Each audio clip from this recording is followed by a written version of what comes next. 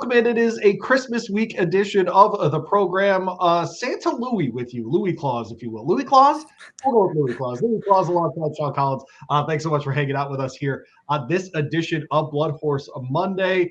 A couple of cool stories over the weekend. We will talk about one of them early on, but Mink's Palace wins yesterday. We'll talk with Cary Simon from Summerhill Stables. Very cool story. I got to meet them last night in the Warner Circle there at Turfway Park, and I think, Sean, that's where we need to start. I had to do a wellness check last night. I had to text you. Good afternoon. How are you? You okay?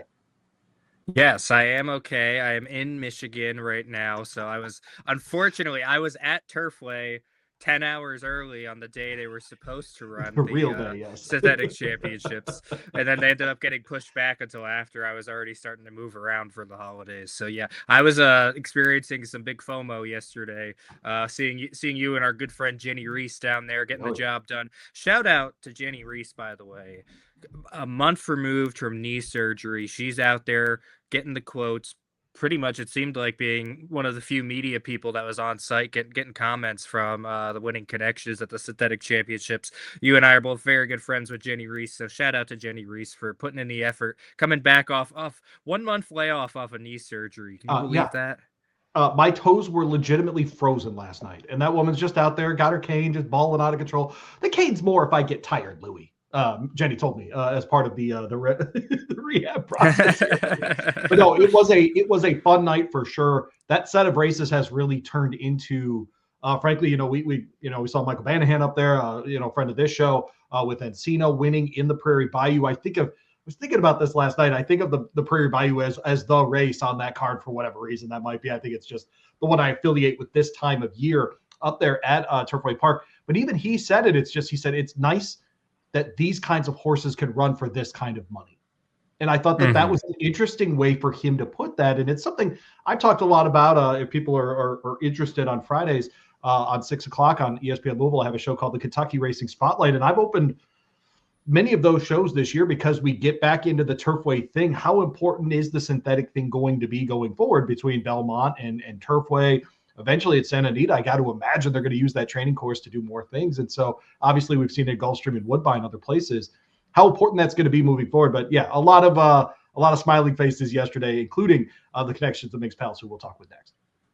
Yeah. Well, and I mean, you've said it on this show many times, and you've even asked a couple of our guests, how much the horses that show synthetic in their pedigrees, how much higher is their demand going to get? This is one of those events where it's going to put more of an emphasis on the synthetic horses. And Kevin Attard was there yesterday at Turfway. Yes, he won with Caitlin Her Greatness. That's a King's Plate winner running at Turfway Park on synthetic championship day. And I know our friend Jenny, she talked to him after the race. He said to her, I usually, even despite the fact that he races at Woodbine, has a lot of horses that run on the synthetic, he usually doesn't run at Turfway Park all that much. And yet, here he was for the synthetic championship. So it really is going to put a bigger emphasis on this. It'd be nice if we could see Belmont come in with a few nice stakes races on the synthetic throughout the rest of the year. It'd be nice to stream, maybe step up some of the stakes races on their synthetic, put in a couple good options there as well, and see if we could really start building outside of Woodbine and then outside of Turfway during the winter, start building more of a year-long structure on these synthetic tracks.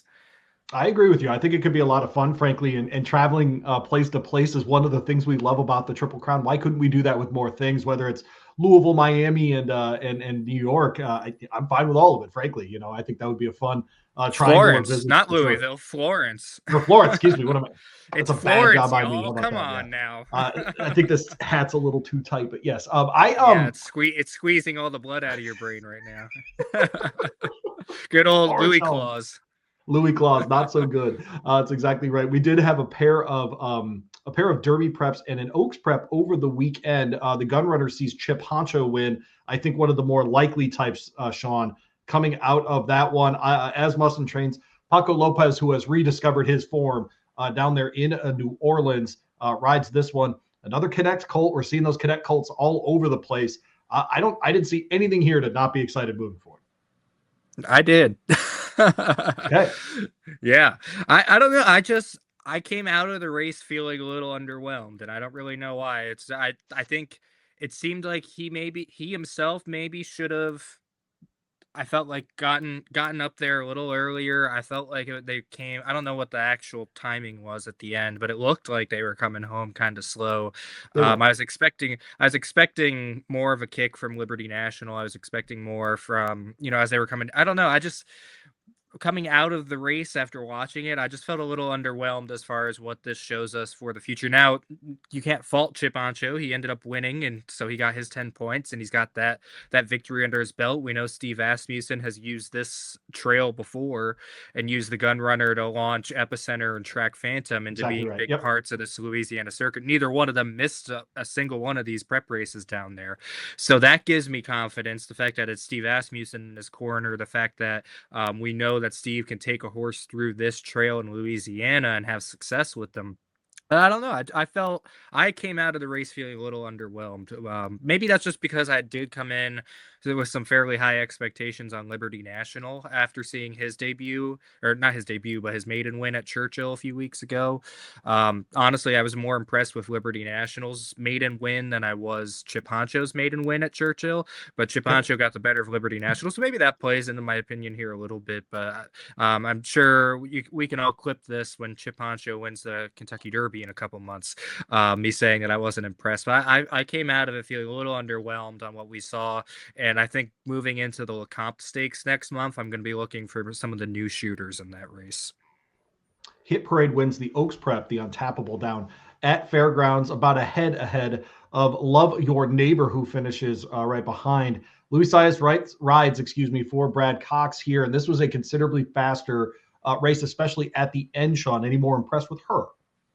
Yes, I was. I thought that was a great showdown, for the two of them. Oh, I agree. Love Your Neighbor and her. I just thought that was good old classic horse race coming down the stretch of the two of them. I would love to see that turn into a couple more matchups between the two of them down the line as we go down the Oaks Trail here at Fairgrounds. But yeah, I thought that was definitely a better performance in those races, or in that race. I'm looking forward to see what both of those fillies could do moving forward. I know there was an incident kind of in the middle of the stretch where they kind of came in on the fading pace setter. I didn't think that really impacted much of the race. That horse held on for third. So I'm glad they didn't make any kind of change there. But I thought both those fillies, I liked the way that even after that incident, and I know the horse took up a little bit, I liked how they moved away from that horse afterward, put some distance between them and the rest of the field, and just kind of threw down in the final eighth of a mile. So I did really like their performance in that as well. What about you? Axel Concepcion, of course, rode Love Your Neighbor, Ben Curtis aboard Pashmina, who was the pace setter here. I like Pashmina's effort here a lot, actually, and I'm with you. I didn't love that she faded at the end there, but frankly, I do like that she was willing to get out front, set those fractions. I wonder if she can't grow into that role a little bit more as we move forward. But where am I? What am I going to do here? Doubt the West homebred? Trained by Brad Cox, trained by Louis Sias. Like, what are we doing here? I mean, like, of course, I trust that group. And so I think Hit Parade, if we're getting excited about horses early in the trail, I mean, probably not in my top 3 or 4 on the Oaks Trail at this point, but I do think she's one that was an effort where we can look at it. And if we look back in a couple of months and say, we really found out about her in the Untappable, I wouldn't be terribly shocked. Yeah, no, that wouldn't be too surprising. And Brad Cox is always going to have a couple good 2-year-old fillies about to turn 3 here in just a couple days.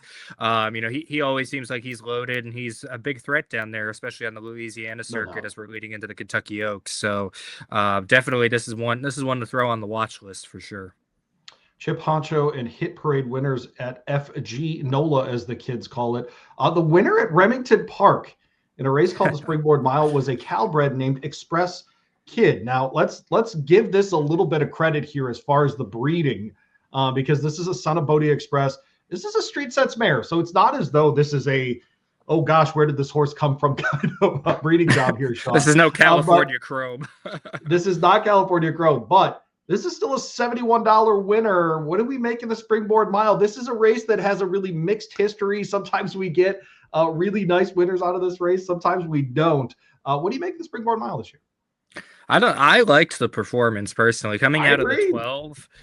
Coming out of the 12, getting over, setting a good pace up front, and then the way that he drew off in the end. Now you question maybe what he was facing in that race, but every year we have the horse that's the feel good story going into the Kentucky Derby. We saw that with last year's Springboard Mile winner in Cole Battle, and what he went on to do as the next couple weeks went on. But this is a horse that he was sold for $2,000 at an auction in Arizona. You Wow. can't get any more humble beginnings than that in this game when it comes toward a horse on the Kentucky Derby Trail. And he looked good. It wasn't like some $70 winner that was starting to get caught at the end of the race. I mean, he Oh separated no. himself down the No. stretch, and he was running hard down the stretch. Maybe this is one that just now that the distances are starting to stretch out and starting to get longer, maybe he's getting around those two turns. Maybe he's one that's just going to be coming into his own. I believe they said after the race they're looking at the Oaklawn series, which is exactly what Cole Battle did last year. So we'll get a true understanding of where this horse stands in his next race, I think. But you cannot look at that race and be turned off by that at all. So I mentioned earlier I wasn't that big of a fan of the results of the Gun Runner. I was definitely more impressed with Express Kid as we got later into the night. Good news for him too, and his connections is that being a Calbred, there are so many stakes on dirt at a mile for that kind of horse.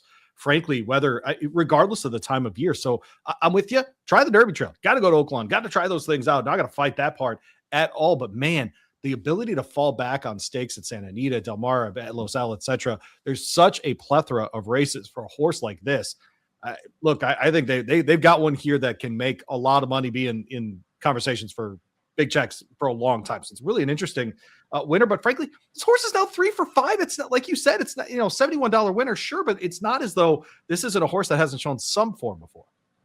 Yeah, exactly. And I think if I remember correctly, I think his win before this was on the grass too, at Remington. And so he's already proven he can handle both surfaces. He can win on both surfaces. So as he said, they've got plenty of options. If the Derby Trail doesn't work out for him, you just take him back to California and see what you can do. There are some nice stakes races out there for the 3-year-olds. And then as he gets older as well out there in California. So definitely a bright future. We'll see whether or not he's one to keep track of for the Kentucky Derby as we move forward. But he's definitely one to keep track of in terms of someone who's going to be participating in some stakes competition down the line, whether it be on the Derby Trail or in California. This is BloodHorse Monday. I'm Louie Claus. He's Sean Collins. Got you here to start your week ahead of Christmas and all the good things. And I got to witness a very nice early Christmas present last night at Turfway Park, and a woman named Cary Simon was there. And I wanted to express that I got to watch someone have just the most beautiful reaction to their horse winning. And I could tell immediately, Sean, you and I have been in a lot of winner circles, and we have been in a lot of spots where people are excited that their horse won. There's certainly emotion in many of them, and this one just felt different. So let's bring Cary in. Cary, I met her last night in the winner's circle there at a very cold Turfway Park. She is at Summerhill Stables. Yes. And Cary, I heard you talking with our mutual friend Jenny Reese last night. You all have a very small, very intimate operation there at Summerhill. First off, congratulations and thanks for joining us on BloodHorse. Well, thank you so much, and I appreciate you being there. And it was not the worst night at Turfway I've ever been at, but this time of year, that's what you get. But yeah, so it helps warm you up from the cold. Yes, that's exactly right.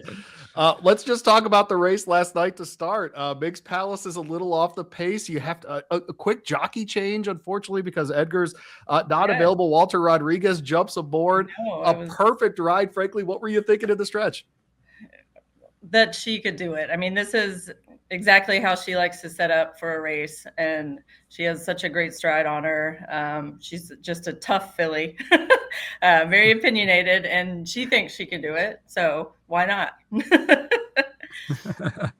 Well, one of the things that's impressed me with her this year is I actually, ironically, just a few days before the race, for whatever reason, I happened to be rewatching the Roxolana Stakes that she won on opening night at Churchill Downs earlier the year, and so she was fresh in my memory coming into this race. But she's pretty much danced every dance along this Kentucky Trail for kind of her division of the female sprinters. Just what's kind of led to her longevity throughout the year and her ability to compete on that stage? She has done a lot. Credit to the Keneally team. They take wonderful care of their barn, and they had a huge day yesterday all over the world, Oaklawn Fairgrounds and Turfway. So, she's managed very well. She's, knock on wood, stayed sound. We had kept her originally because she had an X-ray issue that we were concerned about, and we just took our time with her and we're upfront that this is what she has going on, and she's well taken care of there and by some extra specialists. And she's been close in others, but it's been a thrill to have her start and end the year with stakes wins for us. So Cary Simon with us from Summerhill. You mentioned Mink's Palace and ending the 4-year-old season here with a really great win. Should we expect to see her back as a 5-year-old? Yes, that had been in the talks before. We'd originally bred her because we had a nice Curlin, the last Curlin out of Fortune Pending. We had kept for Miss Schumann, and she had raced him. And that Curlin inspiration was why we went to Palace Malice originally.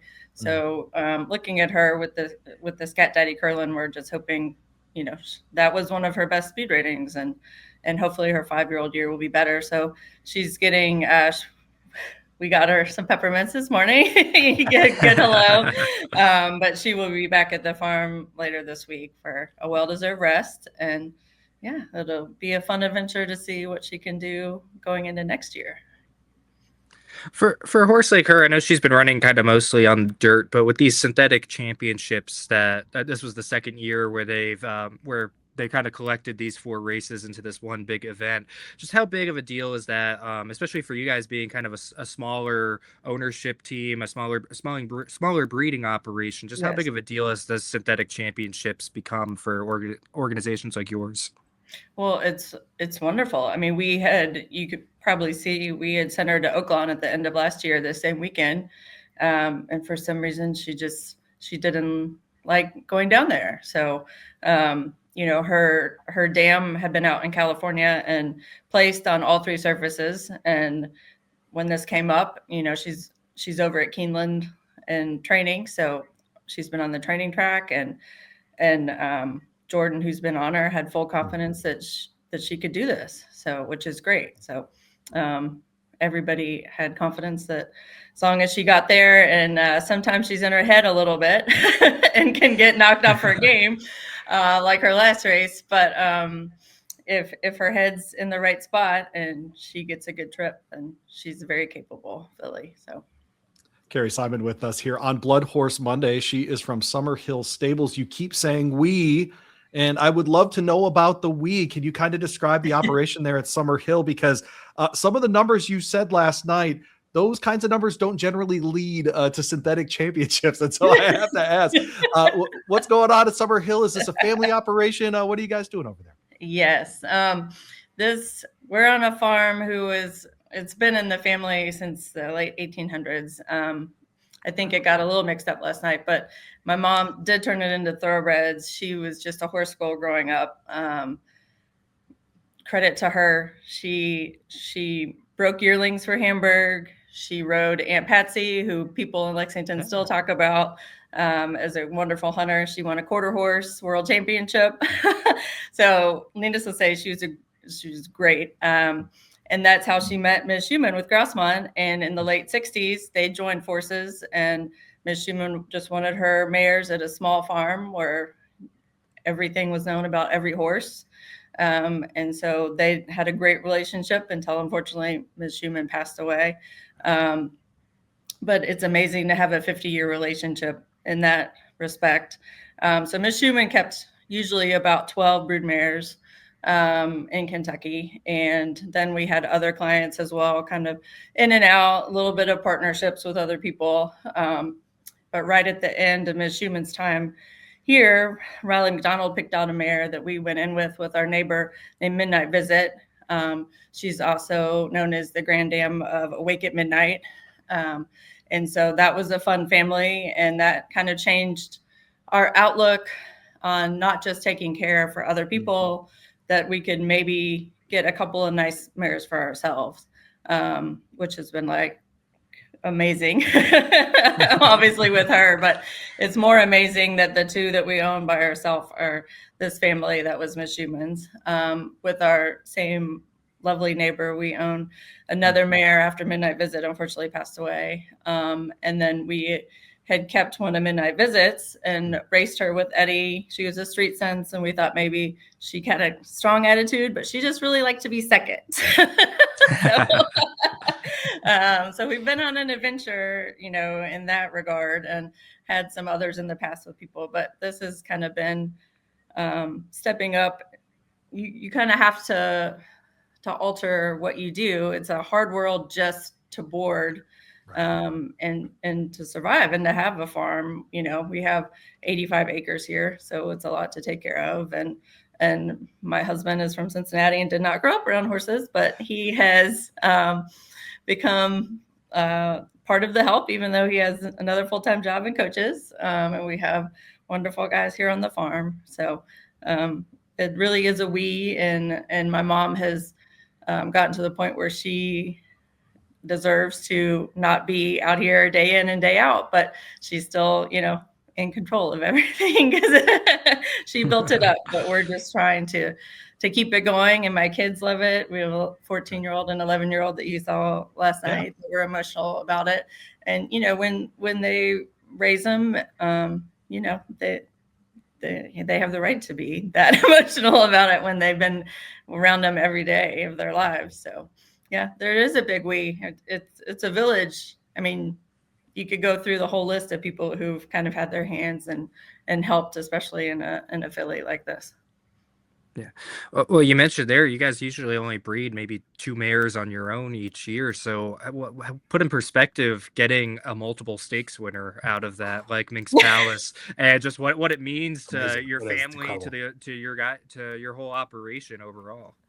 I know it is still kind of, I mean, whenever anybody congratulations come in, you know, it's just, you just kind of pinch yourself and are like, this is amazing. You know, I mean, even mom, she was sitting there watching last night, and she's like, I didn't even know all the horses in the race. I could tell you the favorites, but I don't think they really said very much about our filly. And I'm like, yeah, well, it's hard. You know, we signed a contract in the end of 2019 to Palace Malice after a Breeders' Cup winner, and then a whole bunch of other people did, but then, you know, a whole bunch of people decided that wasn't the popular choice a few years later. So we all know now he's in Japan. So, you know, not a huge following on the stallion end, and being from a small place, it's hard, but we like to have our small trainer and our small farm and our little family and our close people that she's taken us on a fun ride with our friends and family. So it's been great. Incredible story for the Summerhill folks. Cary Simon with us. All right, so we'll get you out of here on this. What is the temptation? You get a Mink's Palace. What is the temptation to say, you know what, maybe we don't just keep 2 this year. Maybe a little more than 2. Or is there a legitimate just farm limitation on what you can do, financials, all of those sorts of things? Right.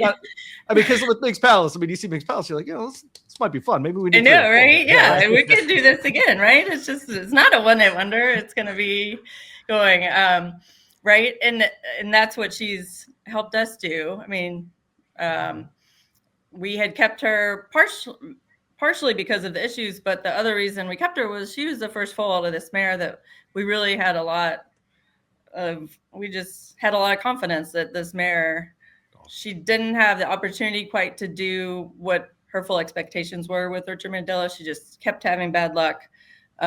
She actually was out in California, and Michelle and Richard got her and others out of San Luis Rey when the fire hit. So she was out there at that time, and you never know what the smoke, you know, had done, but she just had bad luck. So you got to go with, sometimes it skips a generation, and sometimes, you know, the good ones come. So we have our half sister that we will try to raise next year. And then partnership on another that we raised with our nice neighbor and our new client who's been wonderful. So it's exciting to have that part, especially for the kids. I mean, they love being out here, but it's a treat to be able to take them to the races and then not only take them, but win.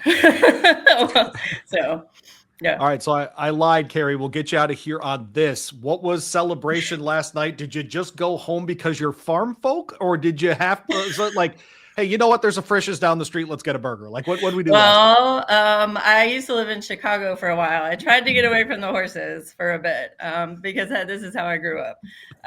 So we stopped at Potbelly. And got our sandwich. My husband and I, our kids are in Cincinnati with his parents. They were able to watch the race, which was wonderful. So we drove straight home and did some stuff on the farm. Yes. There it is. It keeps you grounded. Yeah. I tell the story all the time. Every time I talk to an owner, trainer, breeder, whatever, they sound like Nick Saban when he would win a national title in football. And they're like, what are you doing tomorrow? And he's like, oh, recruiting. Yep. And it's like, what do you mean you're going back to work? And it's like, well, I got to work tomorrow. You know, that's kind of thing. And every trainer I know is I got to get up at 4:15 to go see a horse. Like, you know, yeah. Well, we actually went out to see our yearlings that I said the 2 we're keeping. We went out to see them at Rimrock this morning with our wonderful folks out there. So, awesome. Yeah, that's what horses just keep you grounded because you know what? They don't care. There's always the next one. That's right. Cary Simon with Summerhill. We really appreciate you jumping on. Thanks for not being weirded out by me in the winter circle last night. I'm sure I was like frozen and there was probably some icicles hanging off of things. I was pretty zoned out myself, I think. So you can tell from my other interview, I did not have all my thoughts together. But, it's all right. We're very congratulations. Excited. So, yeah, congratulations on Mink's Palace. All the best to her. I'm sure she'll enjoy her much-deserved time off. And my sense is we're probably going to see her around Jeff Ruby Day then. If she likes this Turfway Park thing, that might be, I don't know. You never know, right? She also loves your Churchill Downs. So okay, there you go. All right. Well, Cary, thank you so much for joining us on BloodHorse Monday. No, thank you. Appreciate it. You all have a good holiday. All right. Thank you. Thank you too. All right. Yeah. Cary's on. There you go. All right. Get her out of here. How dare we do nice stories on this show, Sean? I don't know if I like that. I'm just kidding. No, this is good stuff. Yeah. I know. I'll tell you, great story leading into the holidays here for sure. Yeah, no, she shot out of a cannon too, dude. It was actually legitimately cool to watch. Once in a while, horses just find their stride and they're eating up ground and it's Flavian and it's Ired and then it's Walter Rodriguez. You know, like, it's just yeah. Like, let's go. That's what I'm talking about. So no, but very fun. She wasn't on the camera screen halfway down the stretch, and that just she just flew right in there. And all of a sudden, she's two lengths ahead. Yeah, no, it was very, very much good stuff there for sure. Appreciate Cary joining us here on BloodHorse Monday. The Mink's Palace thing and what you can do in Kentucky. The Rocks Atlanta's a $300,000 race, right? Yeah, somewhere around there. Yeah, and this is a $250,000 race. And I think I looked yesterday. I think it's 200,000. I remember looking yesterday when I was writing. Sure. It. So, but 200,000 and 250,000 between that race and this race. So. Okay. And I'm not putting Mink's Palace down, but those are not graded stakes. That this horse just won 2 checks over $100K in those races. And look, she's talented. I'm not putting her down at all. She is. She's talented. She's fast. When she gets rolling downhill, get out of the way. She's going to win the race. It's not that at all, but rather just, I mean, if you can just run in these kinds of races, even, the 140,000 type allowances, that kind of stuff. I mean, horses like that don't need to leave. And what I bring that up because she mentioned, we had her entered at Oaklawn last year and she ran there. Didn't like it. Oh, okay. We'll turn around and run for $250,000 here. Like just exactly. Go do it. Keep her home. Way. So yeah, it's exactly right. So it's an interesting dichotomy as far as purses and different things there. I always want to ask those questions too. Like, hey, you breed 2 a year for yourself. How enticing is it to get out over your skis with stuff? And it sounds like they've got their heads very much on their shoulders there. They're like, yes, they do. Who's what we do. This is how we operate. And so very cool. I love those kinds of stories in horse racing. And I'm sure you do as well, Sean. Oh yeah, definitely. It's always good. We've had many people on this show where you expect them to have success, but it's always nice to highlight the people who, are just as much in this game. They're out there grinding just as hard. They're out there daily with the horses, as she mentioned. As soon as they win the race, they go right back to the farm and check up Yeah. on the horses.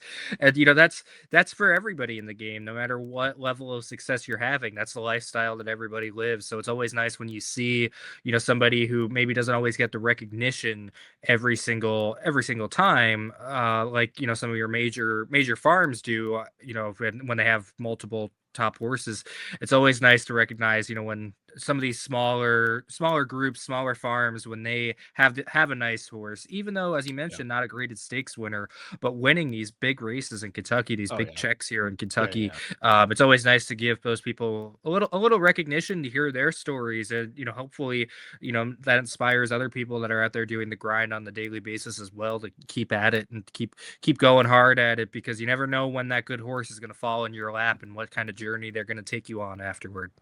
Well, and Mink's Palace too. I mean, no one's going to get to her resume as a broodmare and say, she didn't really run. Like that's not like exactly. That, right? I mean, like she's going to get there. They're going to go, oh, she won at Churchill and at Turfway. Okay, cool. All right, we know what we got here. But I mean, we got a winner here.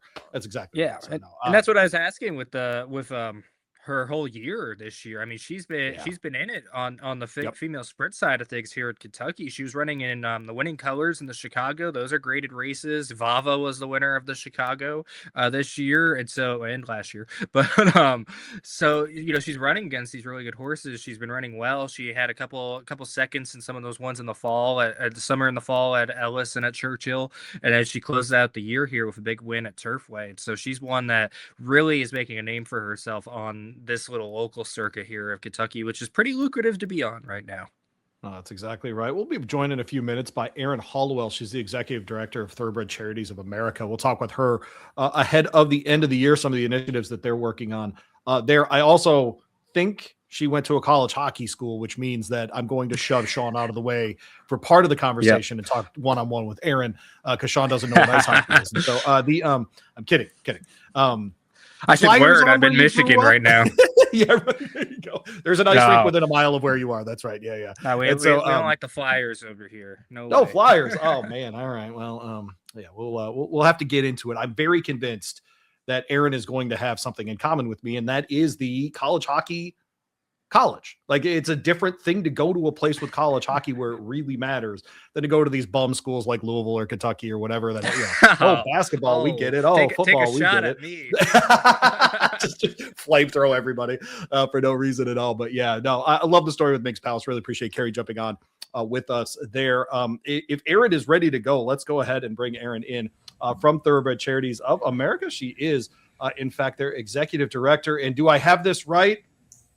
Are you a St. Lawrence grad? Are you a college hockey person? Yes, I am a St. Lawrence grad. I don't follow a whole lot of college hockey anymore, but I get it. I absolutely get it. Yeah, when you live there, you have to go to the games on Friday, Sean. Otherwise, there's probably not a lot going on. It is. Yeah, there's not a lot going on in Canton, New York, especially when the weather is just beyond cold. I know. I might have to step aside for a couple minutes. Let this turn into a hockey podcast for a couple minutes, and then we'll come back and talk horses. Nice. Well, Erin, you made the move to, in October of 2009. How about that? Becoming the executive director at TCA itself. I'm gonna ask this a little bit of a different way rather than asking about TCA and those things. You've been there for 16 years. What keeps you there? Wow. That's a long time when you put it, especially in perspective like that. Gosh, I started my career in the thoroughbred racing industry at TOBA, the Thoroughbred Owners and Breeders Association, who is essentially TCA's parent company. And, I love the mission of TCA. I love what we do. I love the impact we get to make amongst, in the lives of thoroughbreds and the people who care for them. I had the pleasure of knowing some of our founders. We were founded by the late Alaire DuPont, who I never got to meet, but then Herb and Ellen Molis, of course, from Candyland Farm in Middletown, Delaware. I knew Herb very well, and of course Ellen Ellen is wonderful. So just knowing their heart and the organization that they created in 1990, setting out to really make an impact again in the lives of thoroughbreds and the people who care for them. It just keeps me coming back for more.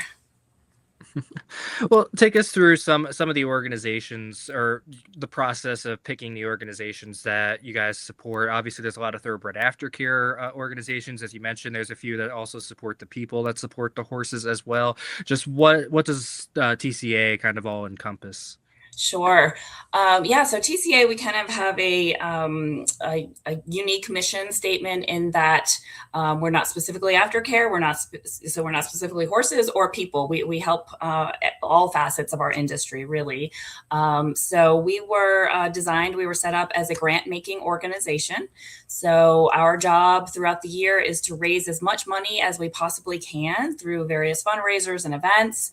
And then we aim to give away as much money as we possibly can every year to our worthy grant recipients.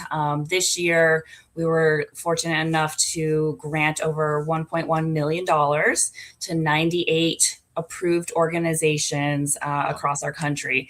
And those organizations are pretty diverse and represent so many different aspects of our industry and aftercare.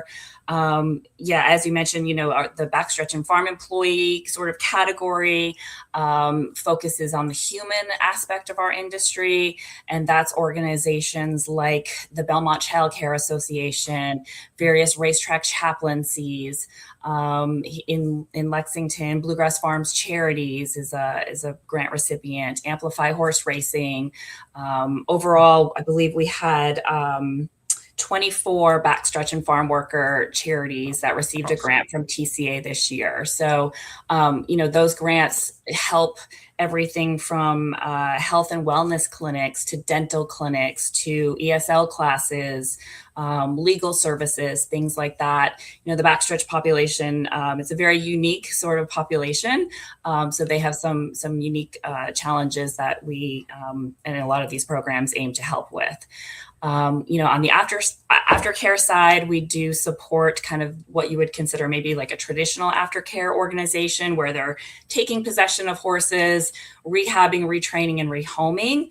We're talking about New Vocations, Second Stride, Canter, organizations along those lines. And we had about 63 organizations that kind of fall into that category this year.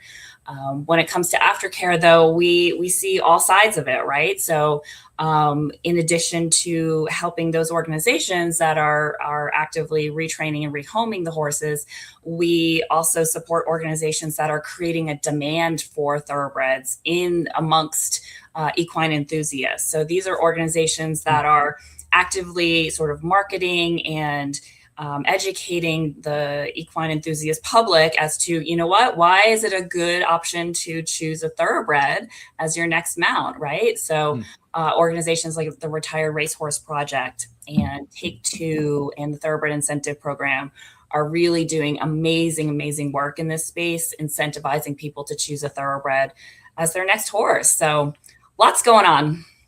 Erin Halliwell, she's a busy person. She is with the TCA. She is their executive director. My mother was in nonprofit management for a long time. And one of the things she always told me was nonprofits expose the things we want to spend money on, but don't. In horse racing, it sounds like you're filling in a lot of gaps. And as we go through different economic cycles and different things, Erin, I'm always fascinated by where it is that we need to fill in horse racing. Is there a new trend that you've noticed? Certainly, on this show, we've had different people from different parts of the industry. Immigration issues come up. Certainly, you talk about the issues for backstretch workers as far as lodging, pay, different things like that as well. Is there something, though, that you anticipate needing funding in 2026 that maybe you didn't see before, or do you see a general trend at all? Specifically in aftercare, we have come so far over the last decade or so, I would say.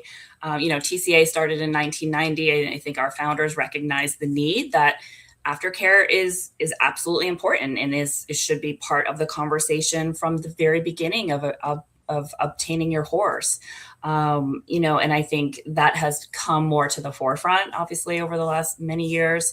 And we've made such great progress with the establishment of organizations like TAA and the Retired Racehorse Project and the Thoroughbred Incentive Program and additional aftercare organizations.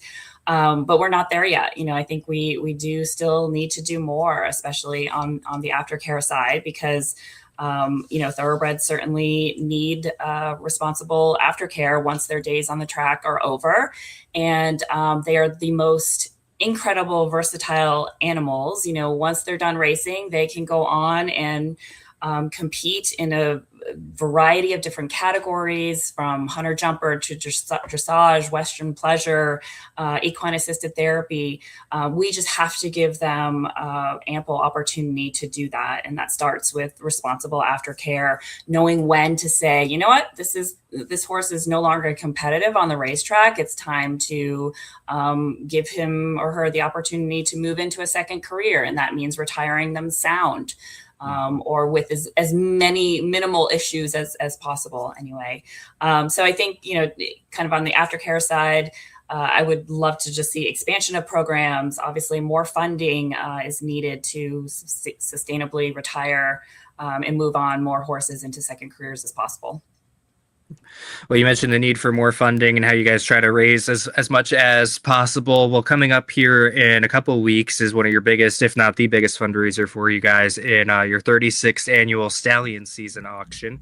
You guys have the online auction. I believe it's January 7th through 9th, and then the in-person auction on January 11th. Just how big of a event is this for you guys here to start the year?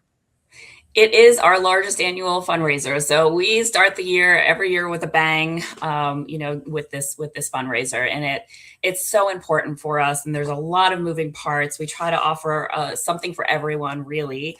But yeah, you're right. So we start, the event starts on Wednesday, January 7th, with our online Stallion Season Auction. And you can view the stallions that are currently online. I think there's about 100 or so. I've got stacks of paper here. I'm going to add more seasons today. So there will be many more coming, but they're available via our website, which is tca.org, or you can click through directly to salesring.net. That's the auction platform that will host our online Stallion Season Auction. Right now, hopefully we'll get to probably about 150 plus seasons on there from at least 10 states so far. Some of the online seasons, we've got Army Mule, Flightline, Quality Road, Muth, City of Light. There's some pretty big names on there already. And then the online auction is great because some of the regional programs too were represented in New York by stallions like Central Banker and Salamini, Mind Control. Florida, we've got some great options there. Kozan, Win, Roadster, Neolithic. So we've got, like I said, something for everyone. There's hopefully, I think we'll get to about 10 states with stallion seasons. We also usually have a couple in Canada. So really just trying to reach all those markets there. But then, once we close the online Stallion Season Auction, that ends on Friday, January 9th at 4 p.m. And then we move right into our live auction event, which is the Select Stallion Season Auction on Sunday, January 11th at Harper Hall in downtown Lexington. So if anyone is in town for the Keeneland sale, please come on out to Harper Hall. It's a nice event. We do dinner and cocktails, live music, and then have these amazing auctions. So we've got quite a lineup of select stallion seasons. And if I may, a little breaking news for you all. We like that. Yeah. Exclusive. Just had a couple seasons confirmed this morning. So currently our select stallion season roster lineup, we've got Constitution, Gervin, Liam's Map, Locked, Nyquist with a 2027 breedback, Patch Adams, Vekoma, and Yalpon. So we're looking at Awesome. some heavy hitters there in the select Stallion Season Auction. And, most of them, if not all of them, are completely sold out at the farm. So if you want a season to one of these stallions, the only place to get it is our auction. Of course, this is Erin Halliwell, joins us from TCA and TCA.org. It is the end of the year, Erin. If people are looking to make a donation at the end of the year, obviously they can go to the website. The tab is very easy to find as far as donate. Many of the great programs, of course, I just listed the transparency on the website as well. This is where the money's going. Is that the best way, is through the website? Yes, that's probably the most convenient way. We Sure. love online donations, but if you'd also like to pop a check in the mail, we won't complain about that. And our mailing address is also there on our website, tca.org. There you go. Well, she's Erin Halliwell. I didn't mean to make you feel old earlier. I apologize for that. That wasn't what I was talking about. I was talking about passion, not about age. I promise. I got it. No worries. Thank you. Thank you for clarifying. Well, we are, as Louie mentioned, we are at the end of the year. You can see his Santa hat on right there. We got Louie buddy. Claus in the house today. Oh, yeah. But with obviously you have the Stallion auction coming up here in a couple of weeks, but just in general this time of year, as people are often looking to kind of make their donations and kind of help people out, just how big of a time is this at the end of the year, not just for TCA, but really all programs that are involved with aftercare and kind of getting some of this in? Yeah, it's definitely an important time of year. I think just talking with a couple people over the last few weeks that are looking to retire horses, I think when you're looking to retire horses and get them into aftercare facilities, maybe this time of year, a lot of the aftercare facilities are kind of full, and maybe, just concerned with increasing costs of hay and grain and shavings this time of year, so I think there's probably some more financial strain on them. So it's important throughout the year. Donations are what we rely on. All of our none of our funding comes from any mandated sources, so donations are vital to our organization as well as to all of our grant recipients. So certainly, yes, with costs escalating kind of across the board, there's never a better time. Well, Erin, we appreciate you jumping on BloodHorse Monday. All the best moving forward. Again, TCA.org to go find the website there in the easy donation tab. And frankly, if you're just interested in the kind of work that they're doing, go check them out at TCA.org. Again, the event's coming up on January 7th at 4 o'clock. The online Stallion Season Auction begins. And of course, the Select Stallion Season Auction and celebration is on Sunday, January 11 at 5:30. It's at Harper Hall there in downtown Lexington. Erin, thanks so much for joining us. Merry Christmas, and be well there at TCA. Merry Christmas. Thank you so much. Thank you. There you Thank go. you. Erin Halliwell on the program here. Appreciate her, Halliwell, jumping on the program. It is amazing to me, Sean, this is one of the things I wasn't ready for when I started to really dive into horse racing, is how many nonprofits there are around our sport. It's a remarkable thing. And she's totally right about one of the things that was set out at the outset with TCA is, whoa.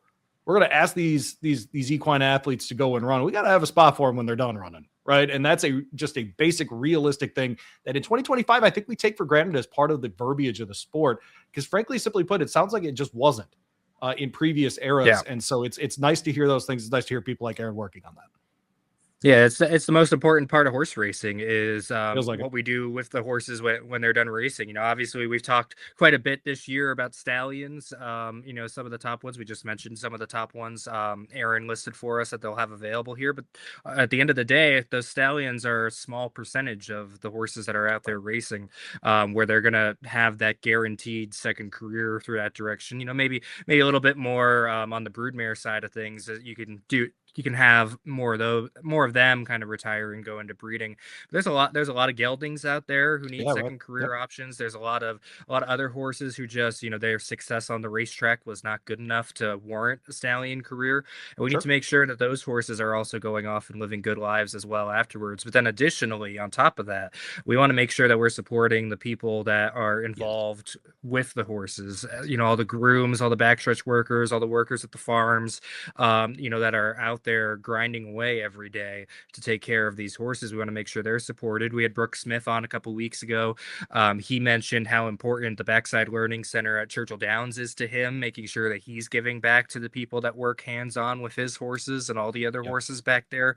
And so really this is the biggest, it's definitely the biggest concern, but it's one that we are addressing. It's the biggest thing that we need to, in this industry, be paying attention to, is what we're doing with the horses after they're racing, and then also how we're taking care of the people that are taking care of them as well. So the TCA covers both of those sides of things.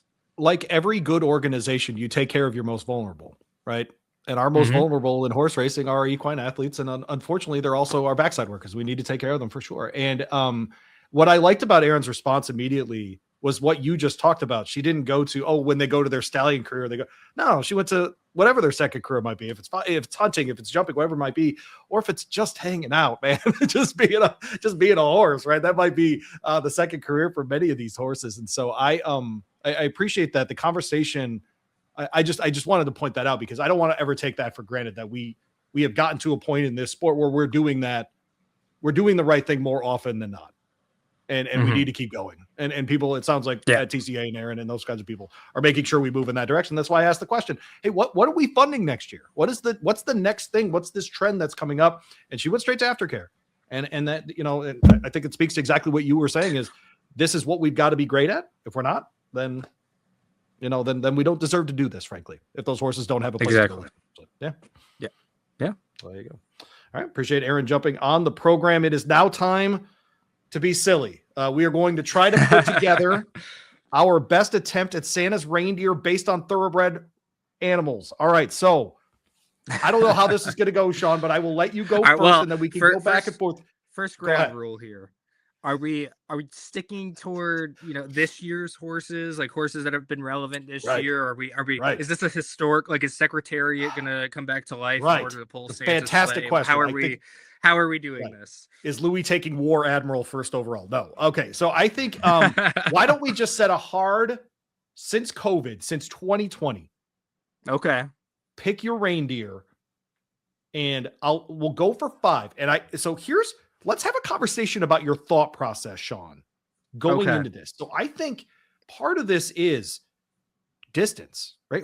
I mean, these reindeer, distance is a consideration, right? You're covering the whole planet here. Like, you gotta have a little stamina.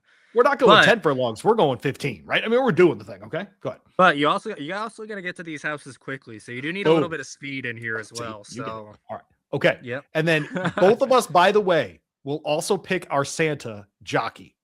Okay, so all right, okay, all right, here we go. With the first now, are we covering Rudolph's position? Are we doing 9 or 8 reindeer? Let's do 9. Okay.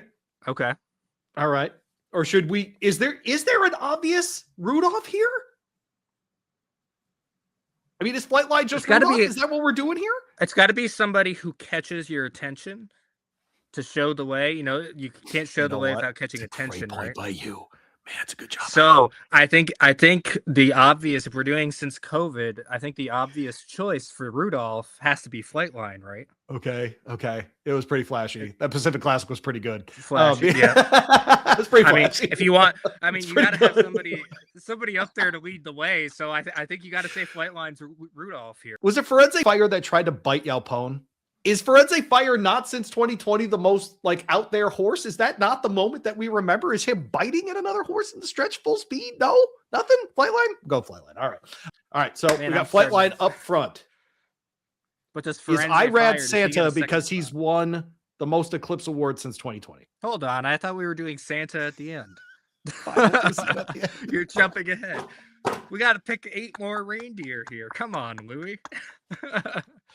So we got Flightline in the Rudolph position. Now we need who's going to be filling in for Dasher. Okay. Dasher. Okay. We got to build them in the correct order here. All right. So if it's a dash, I nominate Whitmore as our Dasher. Interesting. I know he's not a distance guy, but he's did run in the Derby. Durable. Yep. Got it done in the Breeders' Cup at Keeneland. That is in 2020. So since 2020, longevity. Just saying, Dasher, I might go Whitmore here. I can agree with that. Yeah, I think that's a good one. I can get behind Whitmore. All right. Okay. So we got Flightline and we got Whitmore. Rudolph and Dasher. All right, Dancer next. Yep, Dancer next. All right, I got a good Dancer for you. I got a good now. Dancer Do we pair Whitmore with another speed horse though in that front row? Okay, it's a good question. Do we want to make sure that there's speed up there? If we're talking about Dancer, okay, which horse did the most dancing this year? I think the answer is very easy. His name is Journalism. He had to dance off the rail in the Preakness, dude. That's our dancer. I'm telling you. So give me Journalism as our dancer in this spot. And hey, don't discount his dancing in the Santa Anita Derby either off the rail. I agree with that too. So... Okay. Yeah. Okay. We need a little more dancing in that Pacific class. I'm kidding, of course. All right. Let's keep rolling. Just a little bit. And then he shows up sub 201 in the classic. He's good. Believe me, that horse is fine. He doesn't need me talking about him. All right. Sorry, Aaron. Okay. So Dasher, Dancer, Prancer. Do we have a Prancer on this side? I got a good one for this one. Go for it. Let me see if I agree. I think Idiomatic just never pulled away from horses, and she kind of pranced her way down the stretch every time she ran. But I like Idiomatic. Obviously, durability, did it over multiple years, was the filly of the year. I think she was very good, and I think that's one that we should include in for prancing. All right. I can get behind that. I think she definitely she was definitely well, one, as you said, she didn't really draw away, so we know that she likes being in the large group of horse deer, I guess we'll call them here. Is it horse deer or rein horses? Boy, that's a good question. Reina-breds? So she'll be comfortable being within the squad here and helping out. She was, she was a tough competitor every time. So, she's going to be able to pull her share of the sleigh here for sure. Yeah, I agree. All right, Dancer. So Prancer. Dasher, Dancer, Prancer, Vixen. Well, Vixen, we got to go. And I think this one's easy. Well, hold on. There's a horse named Vixen. Okay. That's even easier than what I was going to do. Vixen stands out as a woman's name. Who is the strongest female horse we've had the last couple of years? I think this one isn't close. Torpedo Anna. It's TA, man. I think she gets it. And so I think Torpedo Anna slides in here. Torpedo Anna in that second row right there. I'm just telling you. This is strong so far, dude. This is a good group of horses. A good group of Thoroughdeer. Now, I do want to make sure, though, right now, our only sprinter was a deep closer. So we do need to put a little bit of speed into the front right here. Who are we thinking as far as all right? So Donner and Blitzen are up next, right? And so I think Donner is going to be a longer, slower plotter, and then you're going to have Blitzen is going to be Blitzen, quite literally. Okay, so I think we've got to be a little more thoughtful about,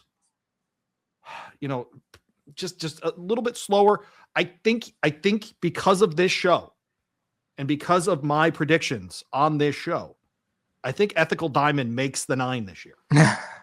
There you go. I think that's Ethical Diamond. Who you got for Blitzen? Now, I think you've got some. Hold on. Okay. Hold on. Because I just want to Ethical Diamond. If we run into some traffic problems with, a chimney is too tall, we know he's going to be able to jump over it. So, that puts some needed skill into the team there. He can kind of help guide the rest of the team up and over the chimney, Got it. By the way, I am intentionally saving Comet and Cupid for last. I think those are the funniest ones. We can get to those in a minute. So we've got Ethical Diamond. Who do you have for Blitzen? I think your boy Jose D'Angelo had a couple of good ones this year. Oh, he did. But my mind also was looking toward Jackie's Warrior. Ooh. Mm-hmm. Ooh, I like that one a lot. There we go. We want to put some more speed in here. A horse that we know. He won what? Grade 1s at Saratoga for 3 or 4 straight years, right? So we know he can last. Okay. He can sustain the entire journey of Santa's sleigh around the world. And so we want to put some good speed that we know can last. We're going to put Jackie's Warrior in that spot. All right. I don't hate it. All right. We got Comet and Cupid to do last. I don't know what to make of Comet. I thought about this one way too long. And so is it that the horse leaves a trail of excellence, or like a wake of like defeated horses behind it, because the second one is a sovereignty comet, right? He's just leaving a wake of sad horses behind him as he just blows by them in the Traverse or in the Belmont or something like that. Everything's just behind him. He's like, that trail is for everyone else, and I'm not going to Baltimore. Deal with it. What do we have? What is it? Why do you got to end my year bringing that up again? Because we're talking to Steve Kornacki next week, when I'm not ending your year at all. What's the comet? Is it sovereignty? Is he the comet? Is he leaving a trail of destruction? How can we not put sovereignty on this team of excellency that is required to pull Santa Claus around the world? I mean, sovereignty, and we got him toward the back of the sleigh too, because his power. The power that he has, he's going to need that as he's closer to the sleigh to kind of help pull it along. So, yes, I think sovereignty is definitely the correct choice to add in here. All right. This will be the one time journalism's ahead of him too, because we got journalism up in the front of the sleigh. So, journalism for one night could be ahead of him. we now need Cupid. Let's pick a horse with a great lovey name. For Cupid, that also was a good runner. That isn't Cupid, obviously a horse as well. Love's Only You, of course, comes to mind. True. I'm trying to think of. Is there like a great state bred? Because it's like the Chosen Vron get thrown in here or something, like just one of these great state breds that jumps up and wins, or like I'm trying to think. We had Touch Upon a Star. We had Jake Delomon just a couple days ago. Like just these kind of off the radar. Do we need one of those in our 9? In other words, do we need to include a horse that's a little bit off of the mainstream here? Or are we just going to stay with all these power horses? So I'm not mad at it. I think our list has been really good. I do have one other nomination that I want to mention. I don't know how well it fits into the name Cupid, but but if we really are looking at the stamina side of things, and we're looking at, who's going to last for the entire night going all across the world. I mean, you got to consider Next as far as stamina goes. I was wondering when you were going to bring that horse up. Yes. I was waiting. Well, you started kind of going other directions by the name. I didn't get a chance to throw him in here yet. So, but I don't know if you'll agree to putting him on, but if we wanted stamina, I think that's the horse we got to go with stamina wise for sure. I think between him, Ethical Diamond, we're good to go. We left out Rebels Romance, who I love. And I think we should have gotten a little more love as far as this group, dude, as far as year-to-year distance stamina all over the world. Talk about horses that win everywhere. I mean, we could have thrown in Glandig in here. We could have thrown, we could put a lot of horses. Well, I mean, haven't you ever heard of all the reindeer that are sitting on Santa's bench that are ready to come in and there you go. That's the real issue here. Hit when needed. Yep. I don't know if you know this or not. Santa Claus actually has a second set of 9 reindeer. Well, 8 reindeer, because Rudolph's got to do the whole night. But he has a second set of 8 reindeer that sit on the prime meridian, halfway through the world, and he switches halfway through the night. I don't know if you knew that or not. There's an entire second set of reindeer that come in, and he's got Dominic. We get the bum ones in the mountains too. Does that mean we get the bum ones in North America? The first stringers go through Asia and Europe, and then we get the bum ones in America. Is that what I'm hearing? Is that probably? Isn't there a larger population over there? Yeah. The Japanese get a good one. The Congolese get a good one, and then they get to us, and it's just bums. Yeah, right. I don't like that at all. Why do you think the presents you want are never under the tree? Because he swapped to the bum reindeer. Some kid in Cairo gets what he wants. I don't. Yeah, no, that's right. It sounds right. Oh man. All right. Well, next week you heard me sort of allude to it there, Steve Kornacki, who joined us for our summer. Yes, thanks for the halfway spoiler through alert. the year. Halfway through the year Eclipse Awards will join us next week for our final show of 2025. Before we get there, because I imagine with Steve we'll just do those kinds of things. Sean. I could not have asked for a better Christmas present than this show. I've had so much fun working with you this year, getting to know everybody at BloodHorse. I cannot wait to fully unveil this show to everyone next year, the different things that we're going to be able to do because of some of the great partners that we have as part of this program as well. So thank you to all of you who have hung out with us throughout the year. Thanks to Sean and to Frank and all the good people at BloodHorse for dragging me in here. And if you're not getting the magazine yet, what are you doing? I mean, you talk about Christmas gifts. just go ahead and order the magazine for someone. You can use the QR code at the bottom of the page here if you're watching on YouTube or on Spotify, or you can go to bloodhorse.com. Check out the magazine tab at the top of the homepage. And if you haven't signed up for the daily, you can get the daily every single day to your email, absolutely free. Start your day with Bloodhorse and bloodhorse.com. Just order the magazine and then put on a piece of paper and a card and give it to someone. I ordered you Bloodhorse magazine. Happy Christmas. Like, just do that. That's what I did last year. I got a subscription for my mom, so perfect Christmas gift. There you go. She loves the Stallion Registry as much as the next person. There you go. So, all right. Well, Sean, safe travels, my friend. I know you are through Michigan and New Jersey and Pennsylvania and all kinds of places the next couple of weeks, so be safe. Merry Christmas to your family. Say hi to your parents for me and all the good things, and we will be back next week. Does Steve Kornacki think next should be a reindeer? Find out. The Blood Horse is dedicated to the improvement of thoroughbred breeding and racing for over 100 years. Don't forget to like, subscribe, and save BloodHorse Monday on all your platforms. For the latest news, analysis, and insights, visit us at bloodhorse.com. Thanks for listening, and we'll see you next week.